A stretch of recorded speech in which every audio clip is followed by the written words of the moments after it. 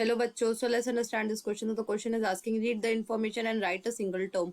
मतलब कि हमें यहाँ पे जो गिवन इन्फॉर्मेशन है उसको रीड करना है और एक सिंगल टर्म लिखना है कि ये किसको रिप्रेजेंट कर रहा है। तो चलिए पढ़ते हैं ये स्टेटमेंट क्या है। तो चलिए देखते हैं। It is a system of exchanging goods. मतलब कि वो कौन सा सिस्टम है जिसमें हम लोग गुड्स को एक्सचेंज करते हैं। तो चलिए सबसे पहले इसके की कंसेप्ट को समझते हैं। तो इसका की कंसेप्ट होगा बार्टर सिस्टम। तो बार्टर सिस्टम एक ऐसा सिस्टम होता है जैसे मान लीजिए ये पर्सन है ए और ये एक पर्सन है बी।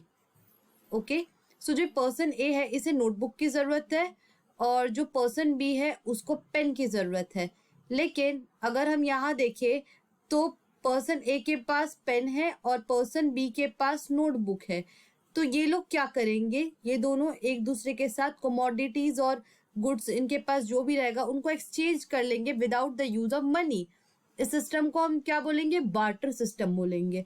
और इसमें क्या रिक्वायर करता है, डबल को इंसिडेंस ऑफ वांट्स। अब मान लीजिए कि जैसे हमारा पर्सन ए है उसे तो नोटबुक की जरूरत थी लेकिन पर्सन बी को तो पेन की जरूरत थी।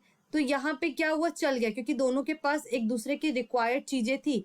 बट मान लीजिए कि पर्सन ए को नोटबुक की जरूरत है लेकिन पर्सन बी के पास पेन ना होके मोबाइल है, तो यहाँ पे तो हमारा एक्सचेंज नहीं हो पाएगा ना।